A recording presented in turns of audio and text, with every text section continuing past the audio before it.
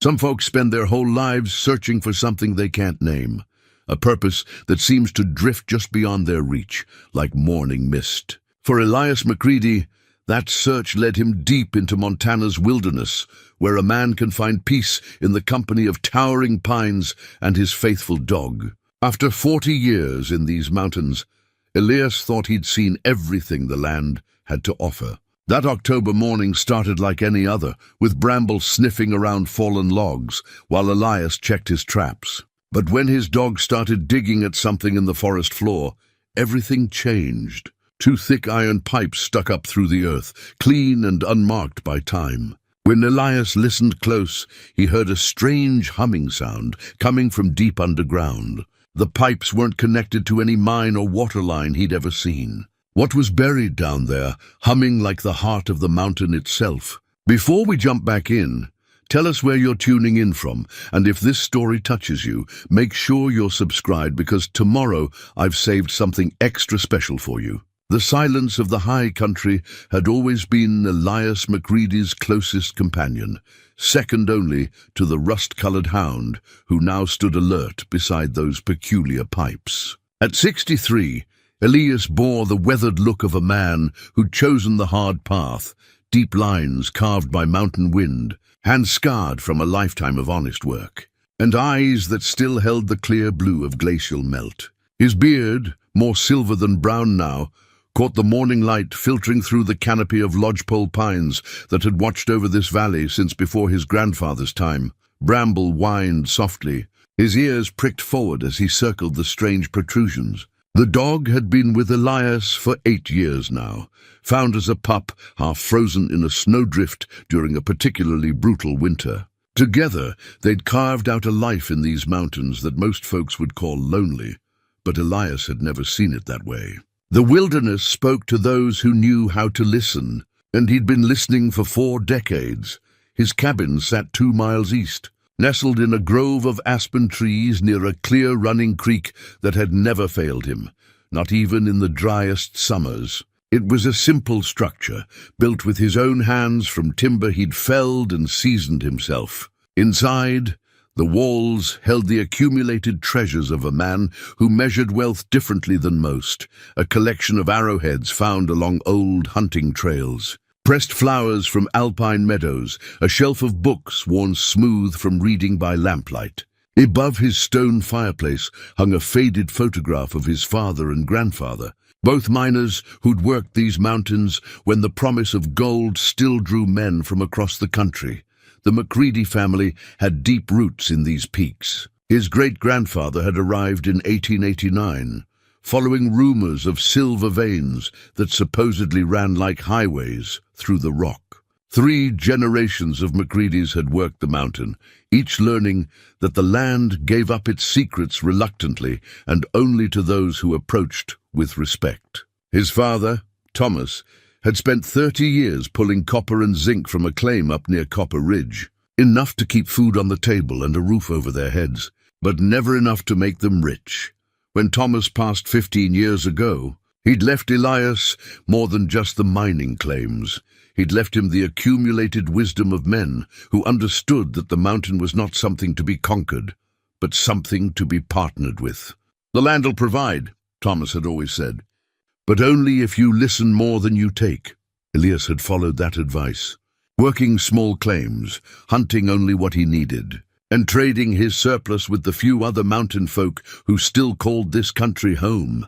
There was Joe Whitehorse, a Blackfeet elder who ran a small ranch in the valley below, and Martha Crenshaw, a widow who'd maintained her late husband's cabin with stubborn determination. Then there was young Billy Morrison, barely 30, who'd come up from Billings 5 years back, running from some trouble that he'd never fully explained, but that Elias had never pressed him about. Mountains had a way of healing wounded souls, given time. The nearest town, Cedar Falls, lay 47 miles down a winding mountain road that turned treacherous with the first snow. Elias made the trip maybe 6 times a year, loading his old Ford pickup with pelts, handcrafted items, and the small nuggets of gold he still occasionally found in the streams. He'd trade for supplies, pick up his mail at the post office, and exchange pleasantries with folks who regarded him with a mixture of respect and bewilderment. Most couldn't understand why a man would choose such isolation, but Elias had learned long ago that explanations were wasted on those who'd never felt the mountain's pull. His daily routine rarely varied. Up before dawn, coffee brewed strong and black over the wood stove. Then out to check the small vegetable garden he coaxed from the rocky soil each summer. After that, he'd walk his trap lines, looking for the signs that told him where the beaver were building, where the mink were hunting, where the fox were denning. Bramble would range ahead, nose to the ground, occasionally flushing a grouse or tree squirrel, but always returning to Elias's side when called. Afternoons were for maintenance, splitting wood, mending gear, cleaning pelts, or working on whatever project demanded attention. He'd built most of his furniture by hand, crafted his own tools when store-bought ones proved inadequate, and developed an intuitive understanding of what the mountain would and wouldn't tolerate. Evenings meant reading by lamplight, sometimes writing in the leather-bound journal he'd kept for 20 years, recording observations about weather patterns, animal behavior, and the subtle changes that marked the passage of seasons. It was a life that required constant attention to detail, where a small mistake could mean the difference between comfort and suffering, between life and death when the winter storms rolled in. But it was also a life that offered rewards that couldn't be measured in dollars. The satisfaction of self-reliance, the peace that came from sleeping under stars that seemed close enough to touch, the deep contentment of belonging somewhere completely. Now, standing beside these mysterious pipes, Elias felt something he hadn't experienced in years: genuine uncertainty. In 4 decades on the mountain, he'd encountered old mining equipment, forgotten survey markers, even the rusted remains of a Model T that some fool had tried to drive up an impossible trail back in the 20s. But nothing like this. The pipes were made of iron, thick-walled and substantial, but they showed no signs of corrosion. The metal had an unusual blue-black finish that seemed to absorb rather than reflect the dappled sunlight. More troubling was the sound. When he pressed his ear to the metal, the humming became more pronounced, a deep, rhythmic pulse that seemed to follow no pattern he could identify. It wasn't the sound of water moving through pipes, nor the whistle of wind through a hollow space. It was something else entirely, something that made the hair on his neck stand up and caused Bramble to pace nervously around the perimeter of the small clearing. The pipes emerged from the earth at a slight angle, suggesting they continued underground for some distance. The forest floor around them showed no signs of recent digging, no indication that anyone had been working in this area. The leaf litter was undisturbed, except where Bramble had scratched at it, and the surrounding trees showed no evidence of heavy equipment having passed through. Elias walked slowly around the pipes, examining them from every angle. Each was roughly 6 inches in diameter, and they stood about 3 feet apart. The tops were sealed with what appeared to be brass fittings, but these too showed no weathering. It was as if the entire apparatus had been placed there yesterday. Yet something about the way the earth had settled around the base suggested they'd been here for a very long time. He'd heard stories, of course. Old-timers in Cedar Falls sometimes spoke of strange things found in the mountains. Equipment that didn't belong to any known mining operation. Structures that predated the first European settlements, sounds and lights that had no explanation. Most folks dismissed such talk as the rambling of men who'd spent too much time alone in the wilderness, but Elias had always listened carefully. The mountain kept its secrets, but it sometimes offered clues to those who paid attention. His grandfather had once told him about a prospector named Heinrich Voss, a German immigrant who'd worked a claim up near Glacier Lake in the 1920s. Voss had reportedly found something unusual in his diggings. Not gold or silver, but metal objects of unknown origin and purpose. The story went that Voss had tried to bring his findings to the attention of authorities, but no one would listen.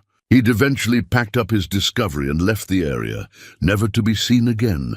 Most folks figured Voss had simply moved on to more promising territory, But Elias's grandfather had always wondered if there was more to the story. Standing here now, with the mysterious humming filling his ears and Bramble's anxious whines echoing through the trees, Elias began to wonder if old Heinrich Voss might have stumbled onto something after all.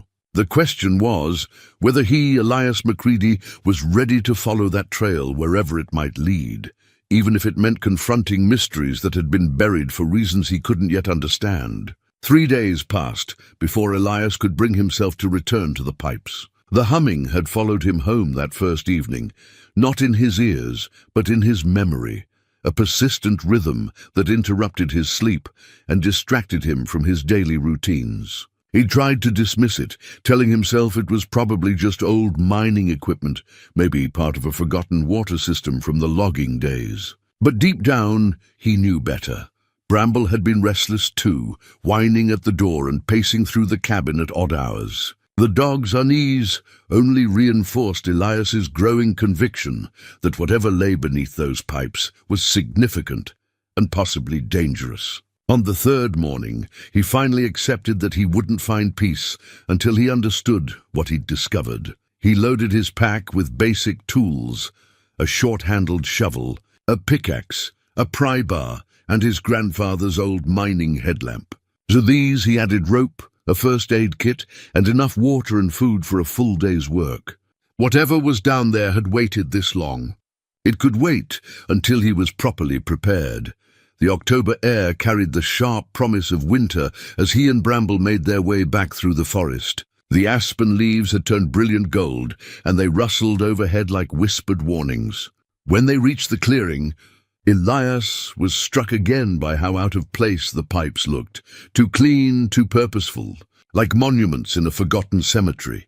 He began digging carefully around the base of the first pipe, working in measured strokes that wouldn't disturb whatever lay beneath more than necessary. The soil came away easily, revealing more of the pipe's length. After an hour of work, he'd exposed nearly 4 feet of the metal cylinder, and still it continued deeper into the earth.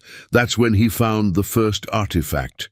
Wrapped around the pipe at about the 3-foot mark was a metal band inscribed, with symbols that made Elias's blood run cold. The markings weren't Native American pictographs, which he'd learned to recognize from Joe Whitehorse. They weren't the crude scratches of miners marking their claims. These symbols were precise, geometric, and utterly foreign, angular shapes that seemed to shift and change when he looked at them from different angles. The metal band was made of the same unusual iron as the pipes, and it bore the same resistant finish. But more disturbing than its appearance was the way it felt under his fingers. The metal was warm to the touch, despite being buried in the cold earth, and it seemed to vibrate with the same rhythm as the humming that emanated from deep below.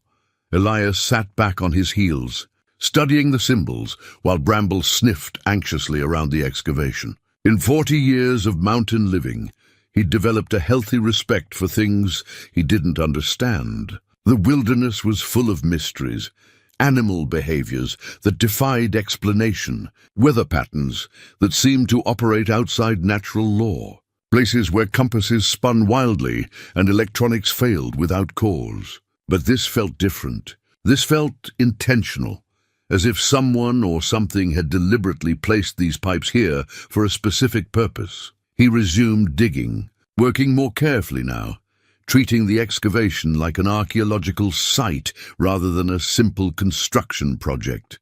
The second pipe revealed similar markings at the same depth, and Elias noticed that the symbols on both bands seemed to correspond to each other, as if they were part of a larger pattern or message. By midday, he'd exposed nearly 6 feet of both pipes, and his excitement had given way to profound unease. The pipes showed no signs of ending. They continued straight down into the earth with mechanical precision. More troubling was the gradual increase in the humming sound. What had been barely audible at ground level was now a steady drone that seemed to resonate. In his chest cavity, Bramble had retreated to the edge of the clearing and now watched the proceedings with obvious distress. The dog's ears were flat against his head, and he occasionally whined in a way that Elias had only heard during severe thunderstorms. Animals possessed instincts that humans had long since abandoned, and Bramble's behavior was sending a clear message. Whatever lay beneath the earth was something to be feared. It was while taking a water break that Elias noticed the change in the forest around him. The normal sounds of wildlife had ceased completely. No bird calls echoed through the trees. No squirrels chattered in the branches overhead. No insects buzzed among the dying wildflowers. Even the wind seemed to have stilled, leaving an oppressive silence broken only by the increasingly insistent humming from below. That's when he saw the light, deep in the excavation, where the pipes disappeared into darkness. A faint glow had begun to emanate from the metal itself. It started as barely perceptible brightening, like the first hint of dawn on the horizon, but gradually intensified until the pipes cast an eerie blue radiance upward through the hole he'd dug. Elias scrambled backward, his heart hammering against his ribs. In all his years on the mountain, through encounters with bears, lightning strikes that had split trees beside him, and snowstorms that had threatened to bury him alive, he'd never felt the kind of primitive terror that now gripped him. This wasn't natural fear, it was something deeper, older. A recognition that he'd stumbled onto something that was never meant to be disturbed. The glow intensified, and with it came a new sound, not the steady humming he'd grown accustomed to, but a series of sharp, rhythmic clicks, like Morse code being tapped out by an invisible operator. The pattern was too complex to be random, too purposeful to be mechanical noise. Someone or something was responding to his excavation, acknowledging his presence, perhaps even trying to communicate. Bramble bolted. The dog shot through the underbrush toward home with a speed born of pure panic, crashing through deadfall and disappearing from sight. Elias found himself alone in the clearing, with whatever was awakening beneath his feet. The clicking grew louder, more insistent, and now Elias could see movement within the blue glow, shadows shifting deep underground, as if something large was stirring in the depths below the pipes. The rational part of his mind urged him to follow Bramble's example, to flee this place and never return. But 40 years of mountain living had also taught him that running blindly from danger was often more perilous than standing your ground. And trying to understand what you faced, he forced himself to approach the excavation once more, every instinct screaming against it. The clicking had evolved into something that almost resembled a pattern. 3 short clicks, 3 long ones, 3 short again. If it was a code, it was one he didn't recognize, but the repetition suggested intelligence, purpose, an attempt at contact. The blue glow pulsed brighter, and suddenly the clicking stopped. In the profound silence that followed, Elias became aware of another sound. Footsteps approaching through the forest. Heavy, deliberate steps that belonged to someone moving with purpose through the undergrowth. But when he turned toward the sound, he saw nothing but empty trees and dappled shadows. The footsteps continued, circling the clearing now, always just beyond the edge of visibility. Elias grabbed his pack and tools, his hands shaking as he tried to secure his equipment. Whatever was down there had been waiting for someone to find it, and now that someone had arrived, things were being set in motion that he didn't understand and couldn't control. As he hurried from the clearing, the blue glow faded behind him, but the clicking resumed, following him through the forest like an electronic heartbeat. By the time he reached his cabin, the sound had embedded itself so deeply in his consciousness that he wasn't sure if he was still hearing it or simply remembering it. One thing was certain: his quiet life on the mountain would never be the same. The pipes had awakened something that had been sleeping beneath the earth, and now both he and whatever lay below were committed to seeing this mystery through to its conclusion, wherever that might lead. Sleep eluded Elias that night. Every time he closed his eyes, he saw the blue glow pulsing beneath the earth, felt the vibration of those mysterious clicks reverberating through his bones. Bramble had returned to the cabin just after sunset, slinking through the door, with his tail between his legs, and refusing to meet Elias's eyes. The dog had positioned himself as far from the direction of the pipes as possible, curled into a tight ball beside the cold fireplace.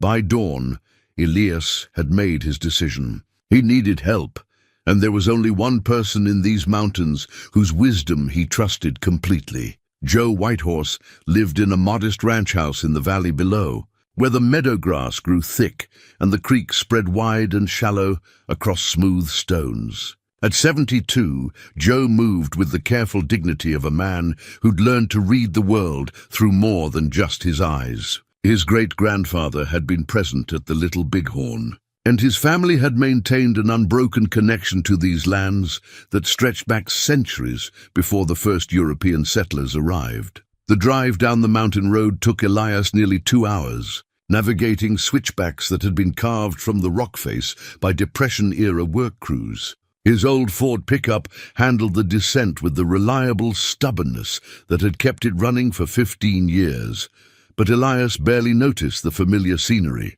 His thoughts kept returning to those symbols wrapped around the pipes, the geometric patterns that seemed to shift and change when observed directly.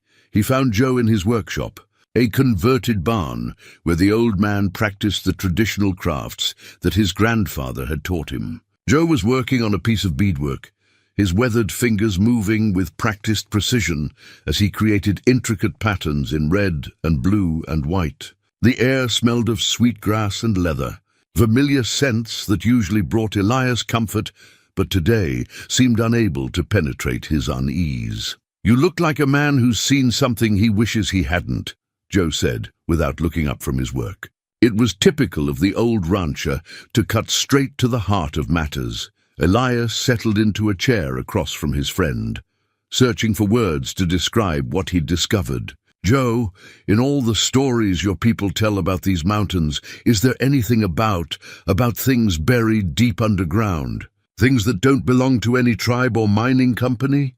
Joe's fingers stilled on the beadwork. His dark eyes, still sharp despite his age, focused intently on Elias's face. "That's a specific question, my friend. What have you found up there?" Elias described the pipes, the symbols, the blue glow, and the clicking sounds. As he spoke, he watched Joe's expression grow increasingly grave. When he finished, the workshop fell silent except for the whisper of wind through the eaves. "My grandfather told stories," Joe said finally, setting aside his beadwork.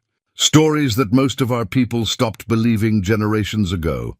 He spoke of the time before time, when others walked these lands. Not human others, but others nonetheless. He said they left things behind when they departed, things that were meant to stay hidden until the world was ready for them." "What kind of things?" Joe stood and walked to a wooden chest in the corner of the workshop. From it he retrieved a small object wrapped in deerskin. "My grandfather found this when he was young, hunting near what you white folks call Glacier Lake. He never told anyone, except family, about it.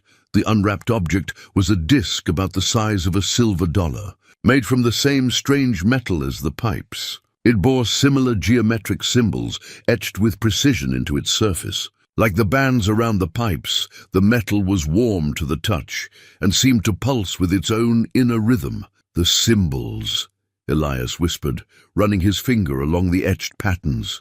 "They're exactly like what I found. My grandfather believed these were markers," Joe explained. "Warnings, maybe, or instructions? He said the old stories spoke of a great sleeping beneath the mountains, something that would wake when the proper signs appeared. Most of our elders dismiss such talk as superstition, but my grandfather insisted the stories contained truth." Elias studied the disc, noting how the symbols seemed to rearrange themselves when viewed from different angles. "Did your grandfather ever say what was supposed to wake up?"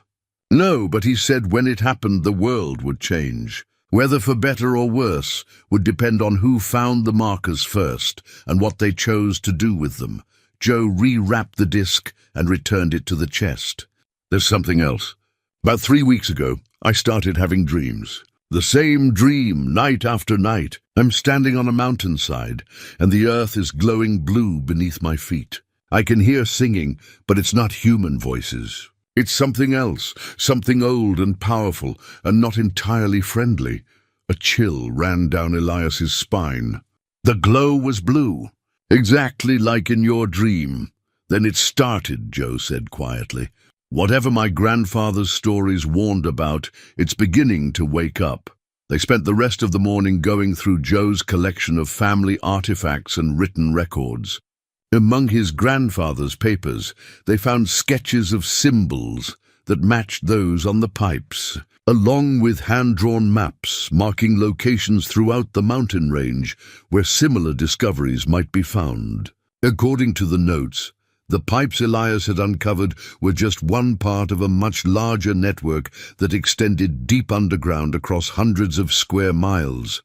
"Look at this," Joe said, pointing to a passage written in his grandfather's careful script. He writes about the watchers below and the time of choosing.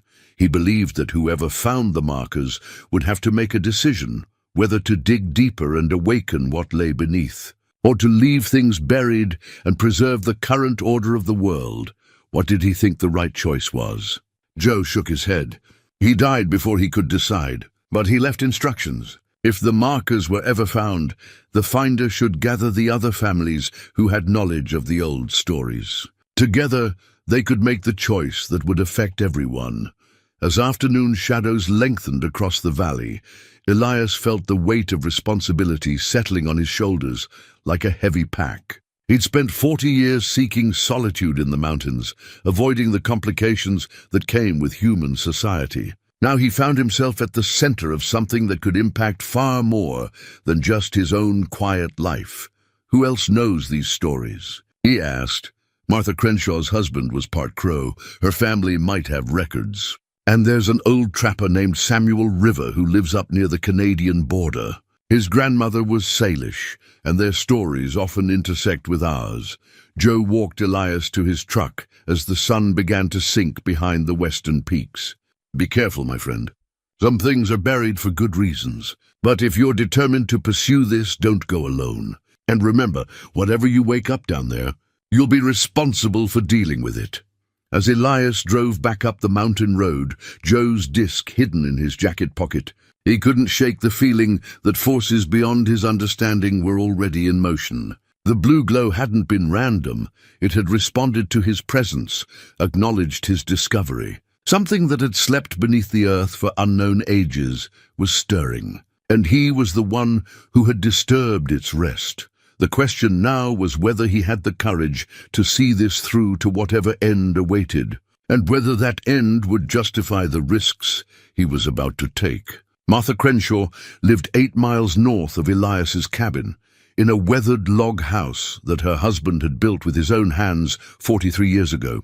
She was tending her late-season garden when Elias arrived the next morning, pulling the last of the winter squash from vines that had already been touched by frost. At 68, Martha possessed the kind of practical resilience that mountain living demanded. But Elias could see the loneliness in her eyes that had settled there since her husband Robert's passing 3 years earlier. "Elias McCready," she called out, straightening with a slight grimace as her back protested.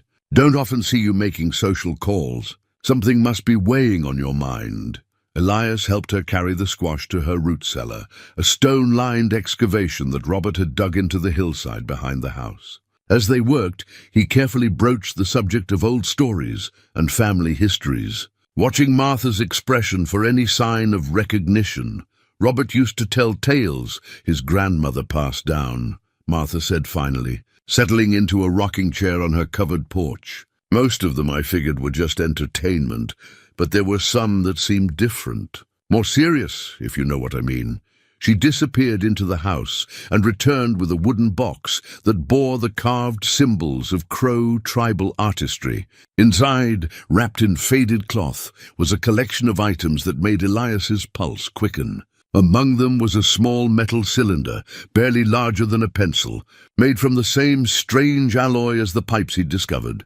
Robert's grandmother gave him this when he was just a boy, Martha explained. She told him it was a key to something important, but she died before she could explain what it was meant to unlock. Robert always figured it was just an old story, something to keep children entertained on winter nights. The cylinder was covered with the same geometric symbols, etched in spiraling patterns around its surface. When Elias held it up to the light, he could see that it was hollow, and something inside it rattled softly when moved. More significantly, the metal was warm to the touch and seemed to vibrate with the same rhythm he'd felt in the pipes.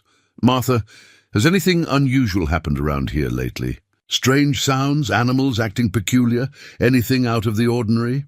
She considered the question seriously. "Now that you mention it, my chickens have been acting skittish for the past week or so.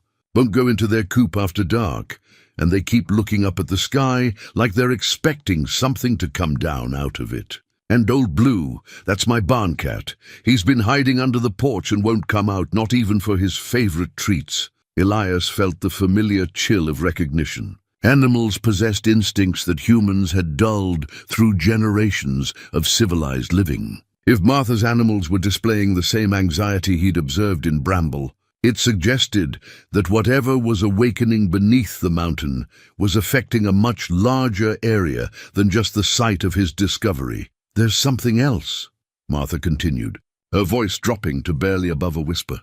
"3 nights ago I woke up to the strangest sound. It was like singing, but not human voices, more like wind instruments, but playing notes that didn't seem to follow any music I'd ever heard. It came from underground, Elias, I'm certain of it.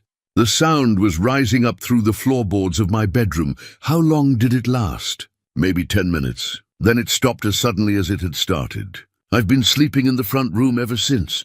Can't bring myself to go back in that bedroom."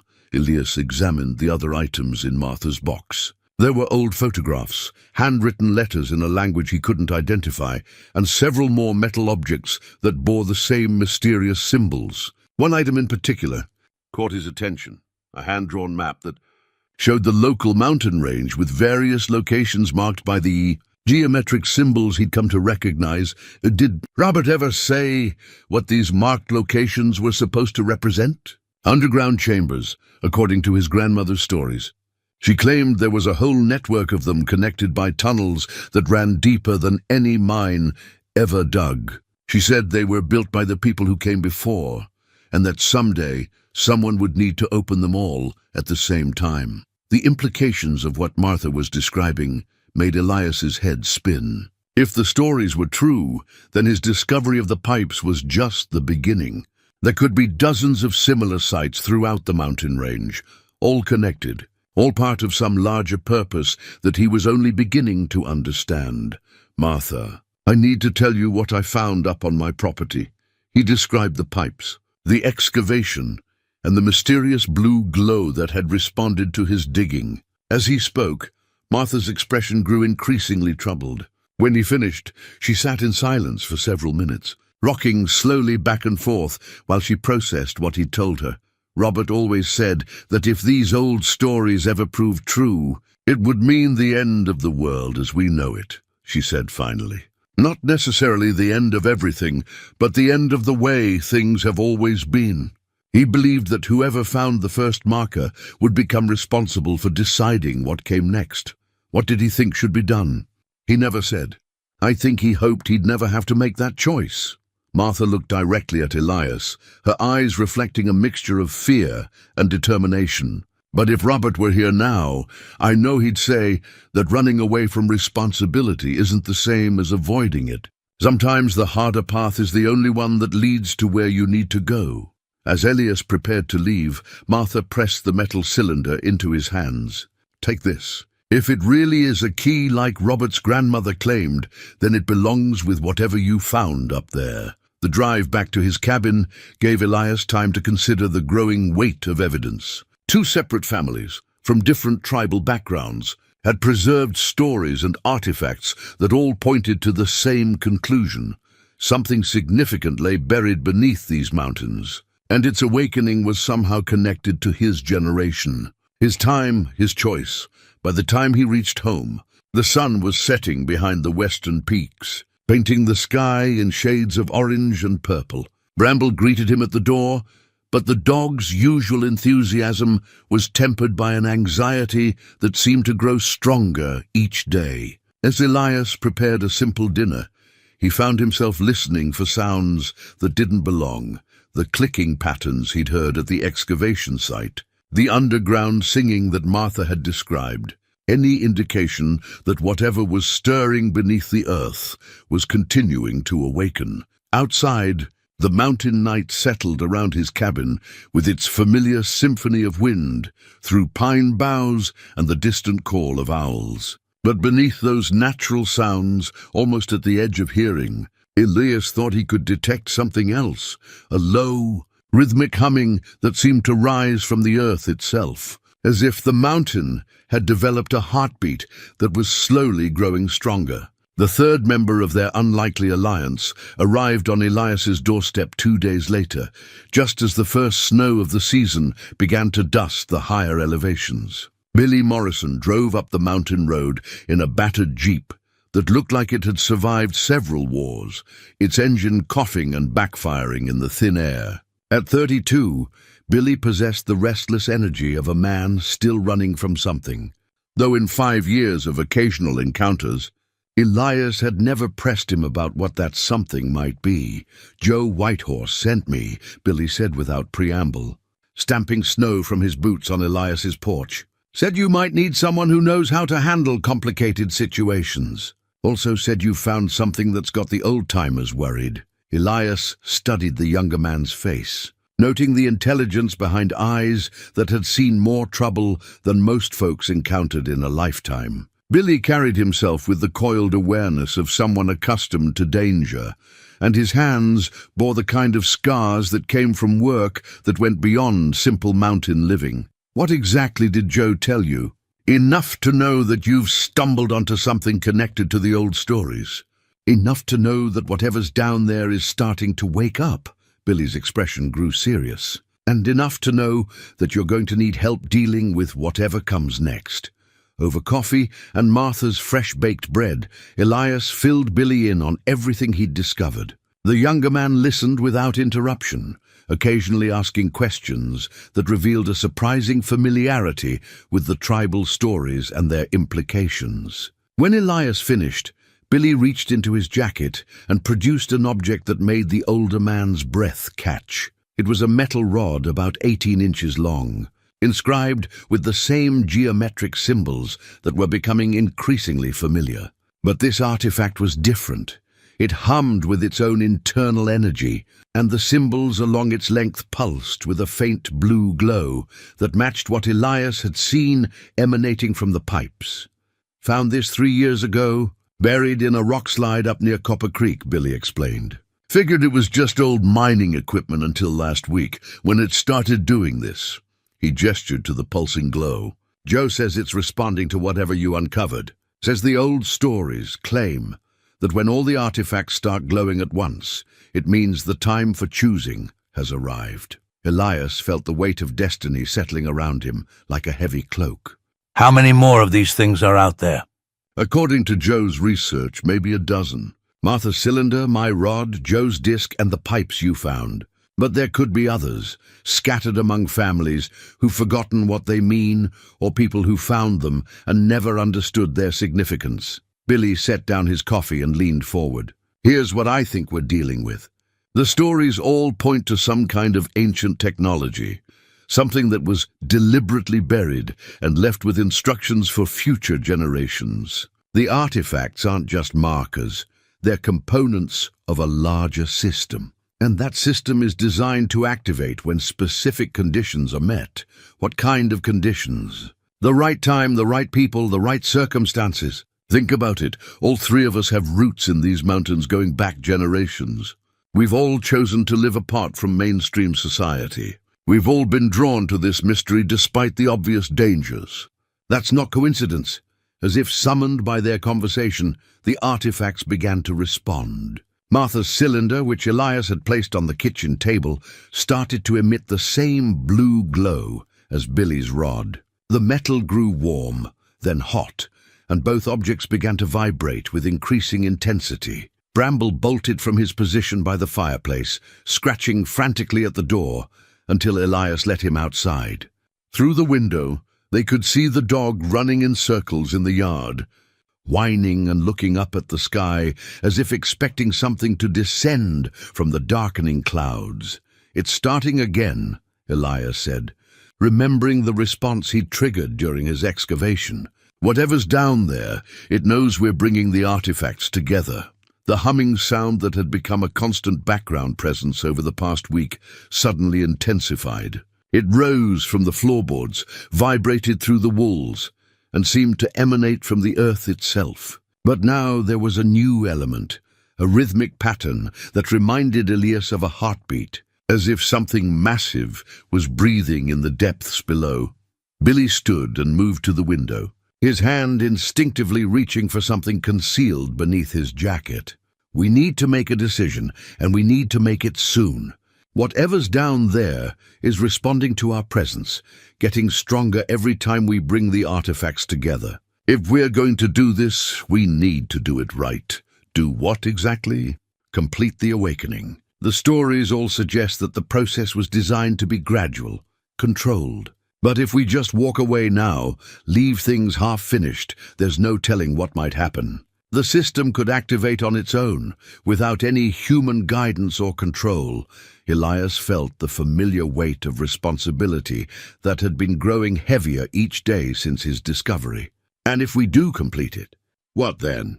Then we find out what our ancestors were trying to preserve for us. Could be knowledge, could be technology, could be something else entirely. But according to the stories, it's something that was meant to help humanity face a challenge that our predecessors knew was coming. The artifacts on the table were now glowing so brightly that they cast blue shadows on the cabin walls. The humming had evolved into something that almost resembled music, complex harmonies that seemed to speak directly to something deep in Elias's consciousness. It was beautiful and terrifying at the same time, like listening to the song of something vast and alien, but not necessarily hostile.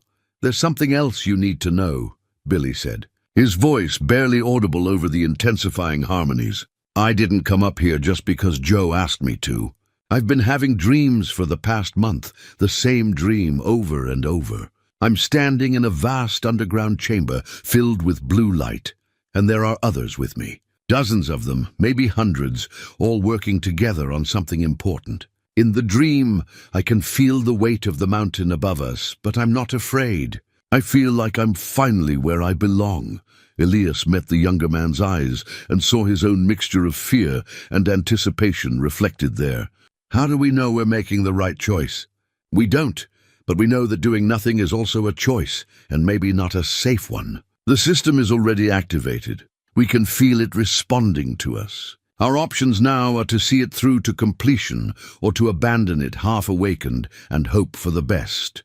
As they spoke, the blue glow from the artifacts began to pulse in rhythm with the underground harmonies, creating a hypnotic pattern that seemed to draw them deeper into the mystery they'd uncovered. Outside, the snow was falling harder, and Elias could see Bramble huddled against the cabin wall, his eyes fixed on something in the darkness that only he could perceive. The morning brought an eerie stillness to the mountain. The snow had stopped during the night, leaving a pristine white blanket that stretched unbroken from Elias's cabin to the distant peaks. But beneath the peaceful surface, changes were occurring that set all three men on edge. The artifacts had continued glowing through the night, their blue radiance visible even through the wooden box where Elias had attempted to contain them. More disturbing was the discovery that the glow was spreading. Faint luminescence now emanated from the metal fixtures in the cabin, the iron hinges on the doors, even the steel blade of Elias's hunting knife. Whatever energy was awakening below ground was affecting every piece of metal in the vicinity. Martha arrived just after sunrise, having made the difficult journey through the fresh snow in her late husband's old pickup truck. She carried with her a canvas bag containing additional artifacts that she'd found while searching through Robert's belongings. 3 more metal objects bearing the familiar geometric symbols, along with a leather-bound journal that her husband had kept hidden in their cellar. "I couldn't sleep," she explained. accepting a cup of coffee with hands that trembled slightly. The singing started again around midnight, louder this time. It was coming from everywhere, the walls, the floor, even the metal pipes under the kitchen sink. I had to get out of there. Billy examined the new artifacts while Elias studied Robert's journal. The handwriting was careful and precise, documenting decades of research into the tribal stories and their possible meanings. According to Robert's notes, the network of underground chambers extended throughout the entire mountain range, connected by tunnels that had been carved from the living rock with tools and techniques that exceeded anything known to modern engineering. "Look at this entry," Elias said, pointing to a passage dated just 2 years before Robert's death. He writes about electromagnetic anomalies, places where compasses spin wildly and electronic equipment fails. He mapped 17 different locations where these anomalies occur, and they correspond exactly to the sites marked on the tribal maps. Martha leaned over his shoulder to read her late husband's words. "He never told me about any of this. I knew he was interested in local history, but I had no idea he'd done this much research. According to this, your husband believed the anomalies were getting stronger," Billy observed, reading from another section of the journal. He documented increasing electromagnetic activity over the past decade, as if something underground was gradually powering up. The implications were staggering. If Robert's research was accurate, then the mountain range was sitting atop what amounted to a vast machine that had been dormant for unknown ages, but was now beginning to function again. The artifacts they'd collected weren't just historical curiosities, they were components of a control system that was designed to interface with whatever lay beneath. As they studied the journal, the assembled artifacts began to respond with increasing intensity. The blue glow brightened, the harmonic humming grew more complex, and new elements appeared, clicking patterns that reminded Elias of the sounds he'd heard during his excavation, but now arranged in sequences that suggested communication rather than random noise. "It's trying to tell us something," Martha said, her voice filled with a mixture of wonder and apprehension. "Those patterns, they're too organized to be accidental." Billy had been watching the artifacts with the focused attention of someone accustomed to reading signs and signals. "I think you're right. And I think I'm starting to understand what it's saying." He arranged the artifacts in a specific pattern on the table, positioning them according to the geometric relationships suggested by their symbols. As he did so, the humming intensified and the clicking patterns became more organized, evolving into something that almost resembled language. "The symbols aren't just decoration," Billy explained as he worked. "They're instructions, telling us how to arrange the components. Each artifact has a specific position in the overall pattern, and when they're properly aligned, he placed the final piece, Martha's cylinder, in the center of the arrangement. Immediately, the blue glow intensified to the point where they had to shield their eyes. The harmonic humming reached a crescendo that seemed to resonate in their bones, and then, suddenly, the sounds organized themselves into something unmistakably communicative.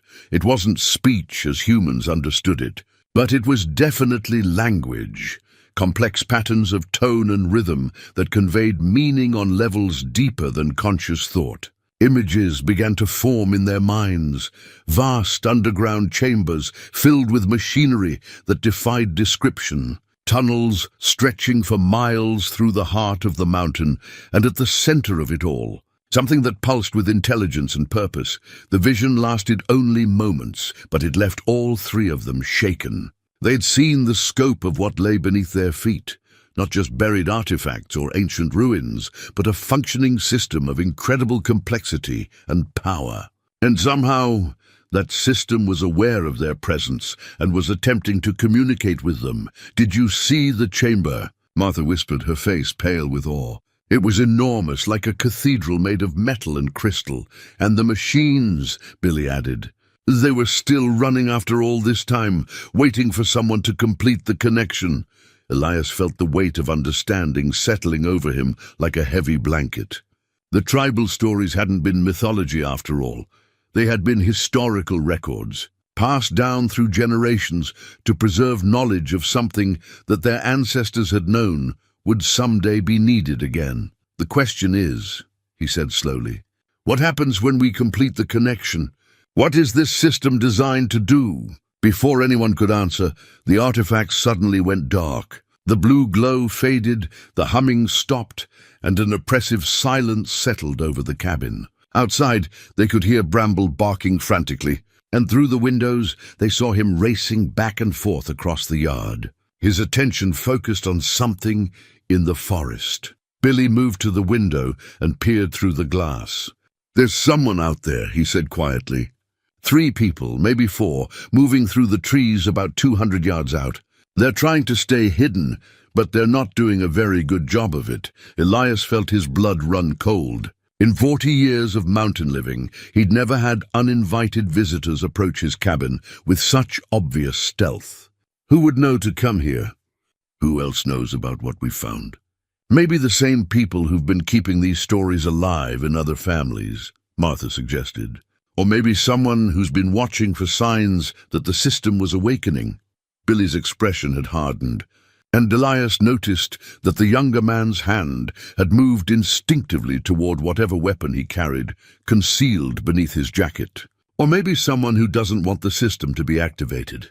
Someone who's been working to keep it buried. The implications of that possibility sent a chill through all of them. If there were people who knew about the underground network and were actively working to prevent its activation, then their small group might be in more danger than they'd realized.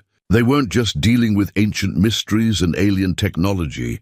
They might be caught in the middle of a conflict that had been going on for generations. The visitors emerged from the forest with their hands visible and empty, moving slowly to demonstrate peaceful intentions. Elias counted 4 figures, 3 men and 1 woman, all dressed in the practical outdoor clothing of people who spent considerable time in the wilderness. But there was something about their bearing, their coordinated movement, that suggested they were more than casual hikers or lost tourists. The woman stepped forward as the group approached the cabin. She appeared to be in her mid-50s, with iron-grey hair pulled back in a practical braid and the kind of weathered features that spoke of decades spent outdoors. Her eyes were intelligent and alert, missing nothing as they took in the scene before her. "Mr. McCready," she called out when she was still 20 yards away. "My name is Dr. Sarah Blackwood. I'm with the National Geographic Society, and I believe we need to talk." Billy tensed beside the window. "National Geographic doesn't send armed teams into the wilderness," he muttered, nodding toward one of the men whose jacket bulged suspiciously around the shoulder area. Elias stepped onto his porch, keeping his hands visible but positioning himself where he could retreat quickly if necessary. "What brings National Geographic to my cabin, Dr. Blackwood?" "We've been monitoring electromagnetic anomalies in this region for the past 18 months, she replied, stopping at the edge of his yard. 3 days ago, our instruments detected a significant surge in activity centered on this location. We're here to investigate the source. And what makes you think I know anything about electromagnetic anomalies?" Dr. Blackwood smiled, but there was no warmth in it. "Because our satellite data shows that the surge corresponds exactly with excavation activity on your property. Because we've traced similar artifacts to families throughout this mountain range, families who've maintained oral traditions about ancient technology buried beneath the earth. And because the electromagnetic signature we're detecting matches theoretical models for technology that shouldn't exist." Martha stepped out of the cabin behind Elias, followed by Billy. Dr. Blackwood's eyes immediately fixed on the younger man, and Elias saw recognition flash across her features. "Mr. Morrison," she said, "we've been looking for you for quite some time." Billy's hand moved toward his concealed weapon. "Have you now? And why would that be?" "Because 3 years ago, you disappeared from a classified research project with materials that belong to the United States government. Materials that we believe are connected to what Mr. McCready has discovered here." The revelation hit Elias like a physical blow. Billy's artifact, the metal rod that had been responding to the underground system, it wasn't something he'd found by chance. It was stolen government property and Billy wasn't just a troubled young man seeking solitude in the mountains. He was a fugitive. "I think you'd better explain yourself," Elias said, looking between Billy and Dr. Blackwood. Billy's expression had gone hard as granite. "The project was called Deep Echo," he said finally. "Officially, we were researching earthquake prediction using ground-penetrating radar. Unofficially, we were mapping underground anomalies that the government had been tracking for decades." Dr. Blackwood nodded approvingly. "Mr. Morrison was one of our most valuable analysts until he developed moral objections to our research goals." "Moral objections to what?" "To weaponizing technology that was never meant for warfare," Billy replied, his voice tight with anger. "The government's been aware of the underground network for over 60 years. They've been systematically collecting artifacts, suppressing tribal stories, and working to ensure that the system never activates. Because they don't understand it," Dr. Blackwood added, "because it represents technology that could destabilize existing power structures, change the fundamental balance of global politics. The Pentagon's position is that unknown alien technology poses an unacceptable security risk." "Alien technology?" Martha's voice was barely a whisper. Dr. Blackwood's smile returned, colder than before. "What did you think you were dealing with, Mrs. Crenshaw? Ancient human engineering. The geological surveys are quite clear. The underground network predates human civilization by several thousand years. The mathematical precision of the tunnel system, the metallurgy of the artifacts, the electromagnetic properties of the entire complex, none of it falls within the range of terrestrial technology." Elias felt the world shift around him as the implications sank in. The tribal stories, the buried chambers, the complex machinery, it was all the product of non-human intelligence. The artifacts weren't just ancient technology. They were alien technology, left behind by visitors who had departed long before humans developed civilization. "The question," Dr. Blackwood continued, "is what you intend to do with this knowledge. The system is clearly responding to your presence, becoming more active as you gather the artifacts. Our monitoring stations have detected increasing electromagnetic output from sites across the entire mountain range. Whatever the original builders intended, you've initiated the activation sequence." Billy stepped forward, his hand now openly resting on the grip of a pistol. "And your people want to shut it down before we can discover what it was meant to do. Our people want to prevent a potentially catastrophic release of unknown technology. The power levels we're detecting suggest that full activation could have effects far beyond this mountain range. We're talking about electromagnetic pulses that could disrupt satellite communications, interfere with power grids, possibly even affect weather patterns. Or it could be something beneficial," Martha interjected, "something that was left here to help us when we were ready for it." Dr. Blackwood shook her head. "We can't take that risk. Too much depends on maintaining the current order, the current balance of power. The decision has been made at the highest levels. The system must remain dormant. And if we refuse to cooperate," Elias asked, "then we'll be forced to take more direct action. The artifacts will be confiscated, the sites will be sealed, and anyone with knowledge of the network will be debriefed and relocated for their own protection." Billy laughed, but there was no humor in the sound. "Relocated. That's a nice way of saying imprisoned or eliminated." "This is bigger than any of us," Dr. Blackwood said, her voice taking on a tone of weary authority. "Personal preferences don't matter when global security is at stake." But even as she spoke, the artifacts inside the cabin began to glow again. The blue radiance was visible through the windows, and the harmonic humming resumed with greater intensity than before. It was as if the alien system was responding to the threat, preparing to defend itself against those who would keep it dormant. Dr. Blackwood's expression shifted to one of alarm as electromagnetic readings on her handheld device began climbing rapidly. "The activation sequence is accelerating," she said, speaking into a radio clipped to her collar. We need the suppression team here now. Suppression team! Elias felt ice forming in his stomach, electromagnetic pulse generators designed to disrupt the alien technology. If we can't convince you to cease your activities voluntarily, we'll have to shut down the entire network by force. Billy drew his weapon in one smooth motion, pointing it directly at Dr. Blackwood. I spent 3 years learning how that suppression technology works. It doesn't just disrupt the alien systems, it destroys them completely. You're not talking about temporary shutdown.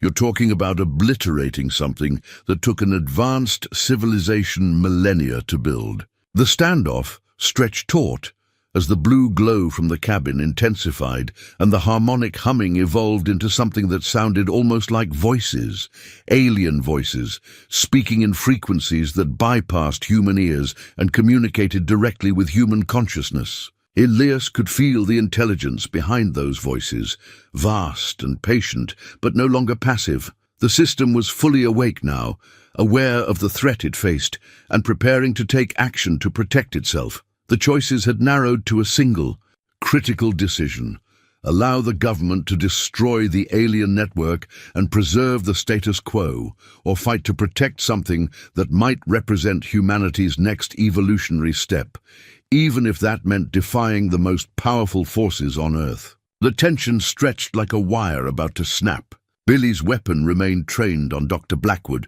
while her team spread out across Elias's yard, their own hands moving toward concealed firearms. Inside the cabin, the alien artifacts pulsed with increasing urgency, their harmonic voices growing more complex and insistent. Whatever intelligence lay beneath the mountain was clearly aware of the threat and was responding accordingly. "You're making a mistake, Mr. Morrison," Dr. Blackwood said, her voice steady despite the gun pointed at her chest. "You have no idea what forces you're dealing with. The suppression team will be here within the hour, and they have authorization to use whatever force is necessary to contain this situation." "Then we don't have much time," Billy replied. He glanced at Elias without taking his eyes off the government team. "The activation sequence needs all the artifacts brought to the primary site, the pipes you discovered. If we can complete the connection before the suppression team arrives, the system might be able to defend itself." Martha clutched her husband's journal to her chest. Robert wrote about this possibility. He believed that once fully activated, the alien network would be able to project some kind of protective field, something that could neutralize electronic weapons and surveillance equipment. Dr. Blackwood's expression shifted to one of genuine alarm. "You're talking about activating a weapon system of unknown capability. The electromagnetic pulse alone could kill millions of people if it affects medical devices, air traffic control systems, or nuclear power plants. Or it could be exactly what humanity needs to take the next step in our development," Elias said, surprising himself with the conviction in his voice. For 40 years, he'd avoided making choices that affected anyone beyond himself. Now he found himself at the center of a decision that could change the course of human history. The blue glow from inside the cabin suddenly intensified, and the harmonic voices took on a new quality, urgent, almost pleading. Through the connection that had been growing stronger since his first contact with the pipes, Elias felt a flood of images and emotions that weren't entirely his own. He saw the Earth as it had been thousands of years ago, visited by beings whose technology was so advanced that they seemed like gods to early human observers. He felt their concern for the developing human species, their desire to leave behind tools and knowledge that would be available when humanity was ready to join a larger galactic community. And he sensed their hope that when the time came, humans would choose wisdom over fear, cooperation over conquest. "They were explorers," Elias said, his voice filled with wonder. "Scientists and teachers. They left the network as a gift, a way for us to communicate with other civilizations when we were ready. It's not a weapon, it's a communication system, a gateway to knowledge that could solve every problem we face." Dr. Blackwood shook her head. "That's exactly what they want you to believe. Alien contact scenarios always begin with promises of beneficial technology. But every analysis we've done suggests that the activation of this network would fundamentally alter human civilization in ways we can't predict or control. Maybe that's exactly what we need, Martha said quietly. Maybe the way we've been doing things isn't working anymore. Maybe it's time to try something different. Through the windows, they could see vehicles approaching up the mountain road, large, military-style trucks equipped with technology that Elias couldn't identify, but that made his skin crawl with foreboding. The suppression team was arriving ahead of schedule, and whatever equipment they carried was already affecting the electromagnetic environment. The harmonic voices from the artifacts were becoming distorted, breaking up like a radio signal, encountering interference. "We're out of time," Billy said. "If we're going to do this, it has to be now." Elias made the decision that would define the rest of his life. "Martha, gather all the artifacts." "Billy, how long do we need to reach the pipes and complete the activation?" "Maybe 20 minutes if we move fast.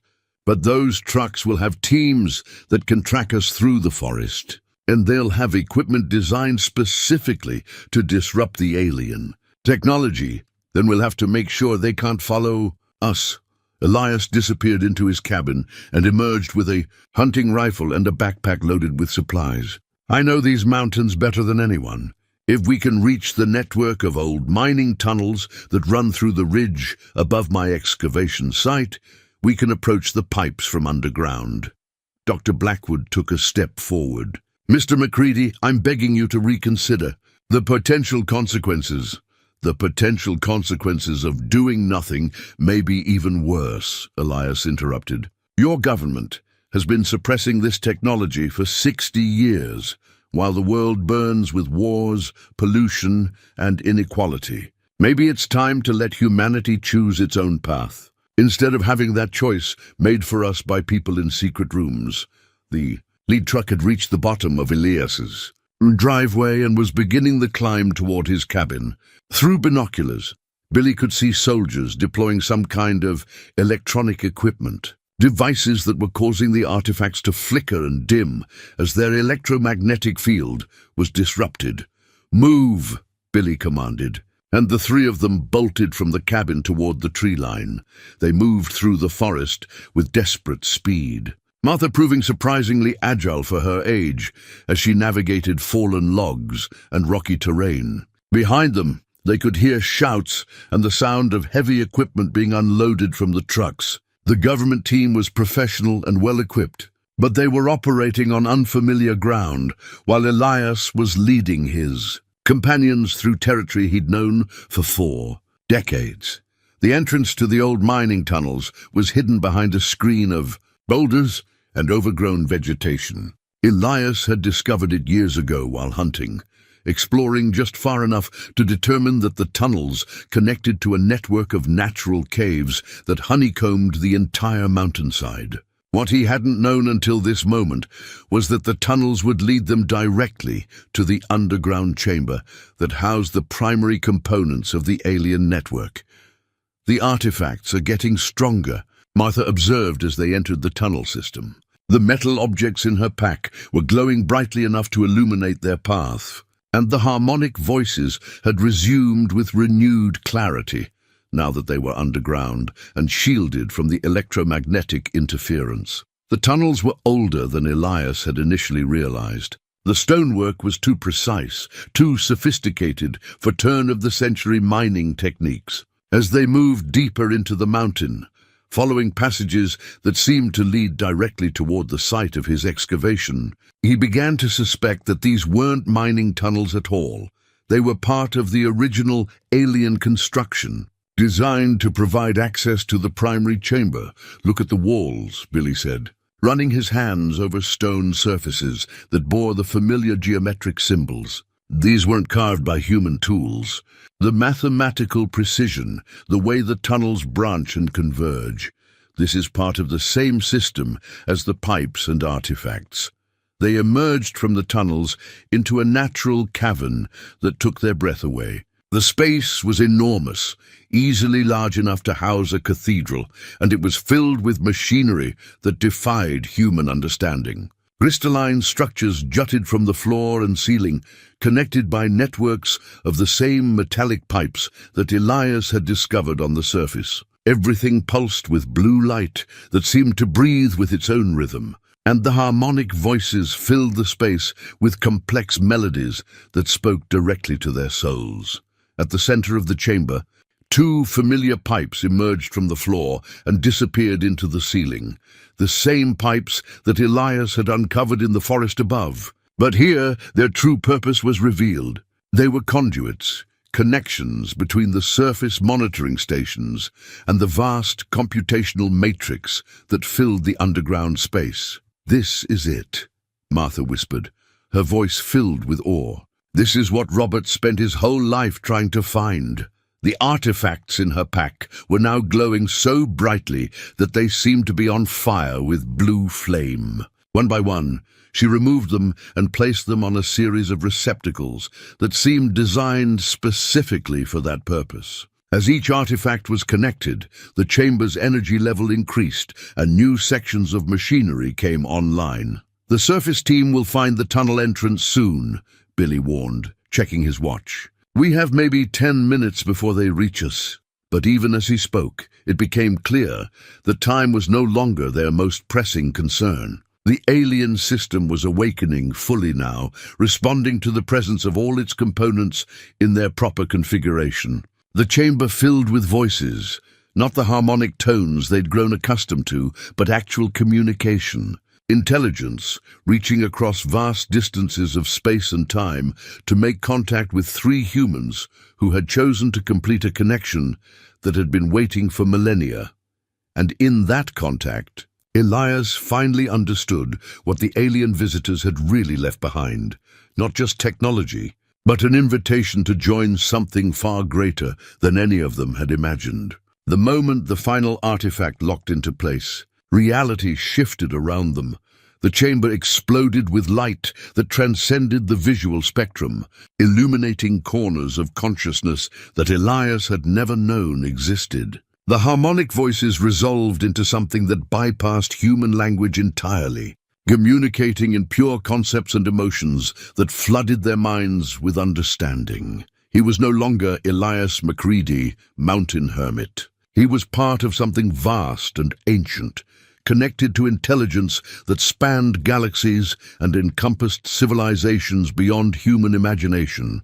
Through the network, he could feel the presence of other awakening nodes, similar chambers scattered across the Earth, each one responding to the activation signal that was now propagating through the planetary grid. "My God," Martha breathed, her consciousness expanding to encompass knowledge that her husband had spent decades trying to piece together from fragments and legends. She could see the true history of human development, the subtle guidance that alien visitors had provided throughout millennia, the careful preparation for this moment when humanity would be ready to join the galactic community. Billy's awareness shot through the network's defensive systems, understanding flooding through him as he recognized protocols he'd studied during his years with the Deep Echo project. The alien technology wasn't just communication equipment, it was a transformation system, designed to elevate human consciousness to a level where interstellar cooperation became possible. But their transcendent moment was shattered by the sound of explosions echoing through the tunnel system. The government suppression team had found the entrance and was blasting their way through the underground passages with military efficiency. "They're using shaped charges," Billy said, his enhanced awareness allowing him to track the team's progress through the mountain. "They'll reach us in less than 5 minutes. The chamber's defensive systems activated automatically, crystalline structures throughout the space beginning to hum with protective energy. But the alien network had been designed for cooperation, not warfare. Its shields could deflect natural electromagnetic interference, but they weren't intended to withstand a direct military assault. Through the network connection, Elias felt the presence of other awakening sites around the globe, installations in the Amazon rainforest, beneath the Antarctic ice sheet, hidden in mountain ranges from the Himalayas to the Rockies. All of them were responding to the activation signal, but all of them were also coming under attack by government forces that had been monitoring and preparing for this moment for decades. They're not just trying to stop us, Martha realized. Her consciousness linked to global communication networks through the alien system. They're attacking every site simultaneously. This is coordinated, planned. They've been waiting for someone to trigger the network so they could destroy it all at once.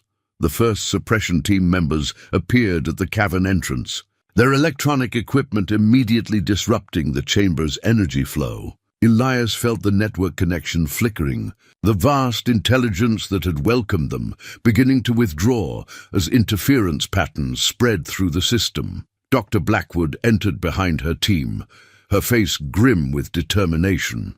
"Step away from the machinery," she commanded. "The suppression field is already active. Whatever connection you've established will be severed within minutes." But the alien intelligence wasn't passive in the face of destruction. As the government's electromagnetic weapons powered up, the network responded with countermeasures that its builders had included for exactly this scenario. The chamber filled with a deep thrumming sound, and every piece of electronic equipment the suppression team carried began to malfunction.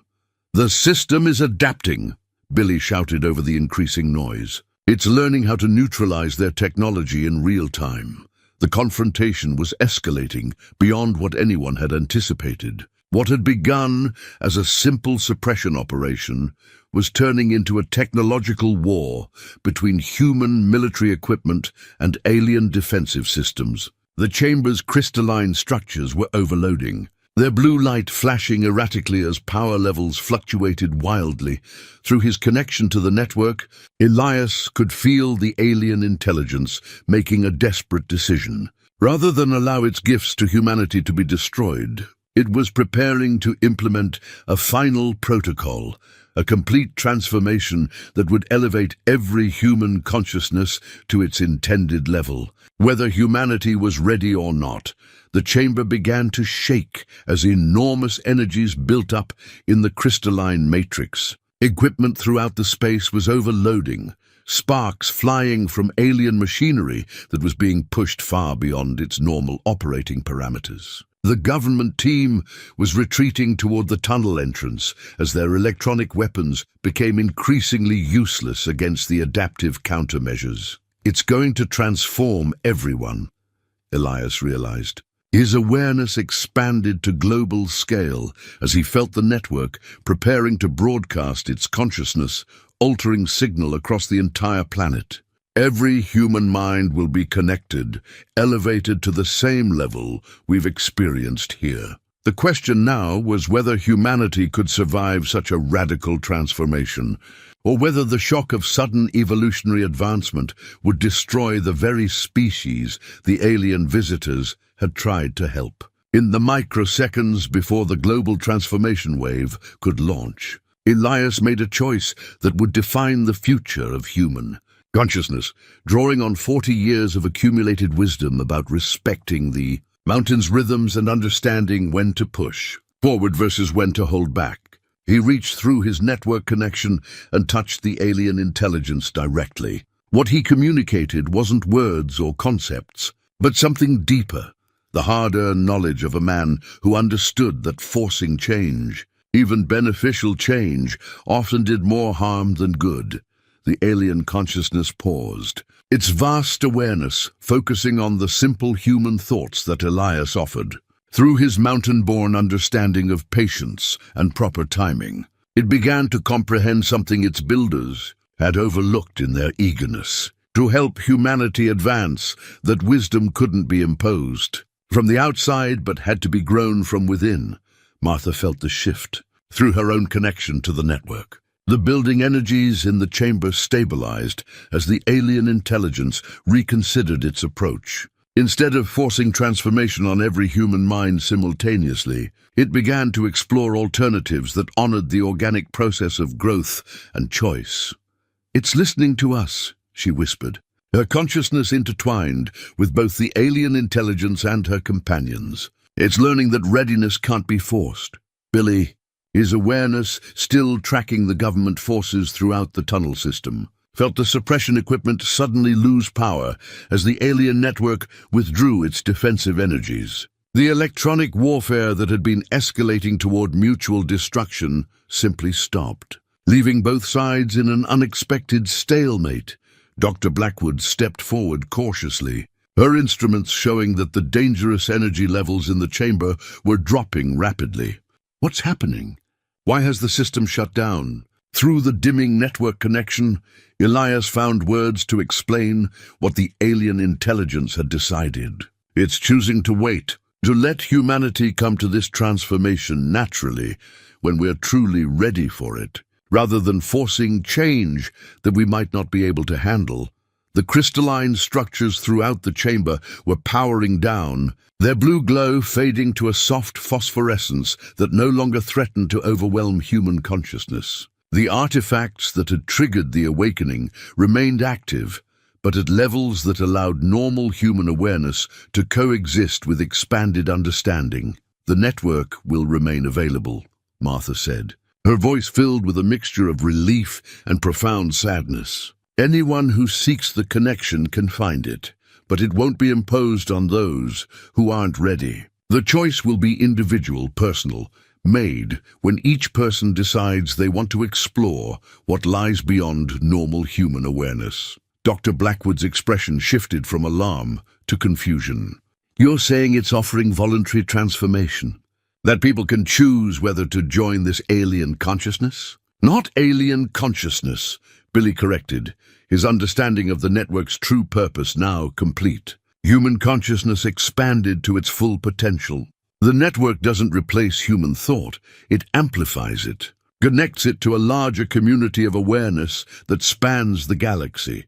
The government team was standing down, their mission parameters no longer applicable to a situation that had evolved beyond their contingency plans. The network posed no immediate threat to global security, but it also couldn't be suppressed or controlled through conventional means. This isn't over, Dr. Blackwood said, but her voice lacked the certainty it had carried earlier. My superiors will want detailed reports about everything that's happened here. There will be investigations, classifications, attempts to study and potentially weaponize this technology. Let them try, Elias replied, feeling the network's patient strength still flowing through him. The system has been designed to resist misuse. It responds only to those who approach it with the right intentions, seeking growth and connection rather than power and control. As the immediate crisis passed, the three companions found themselves changed in ways they were only beginning to understand. The network connection hadn't been severed completely. It remained available as a background presence, ready to provide guidance and expanded awareness when needed. But it no longer overwhelmed their individual personalities or forced choices upon them.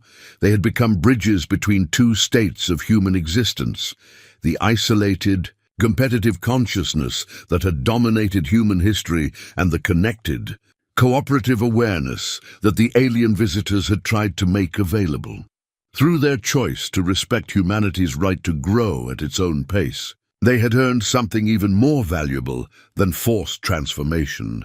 They had earned the trust of an intelligence vast enough to span galaxies, but wise enough to wait for invitation rather than forcing itself upon an unprepared species. The chamber was quiet now, its crystalline structures maintaining a gentle glow that would serve as a beacon for those ready to explore expanded consciousness. The network remained active but dormant, waiting for humanity to decide collectively when it was ready to take the next step in its evolutionary journey. And in that patient waiting, the true wisdom of the alien gift finally revealed itself, not just advanced technology, but the understanding that real growth could only come from choice, readiness, and the courage to reach for something greater when the time was truly right. 6 months after the awakening, Elias stood on his cabin porch, watching the sunrise paint the mountain peaks in shades of gold and rose.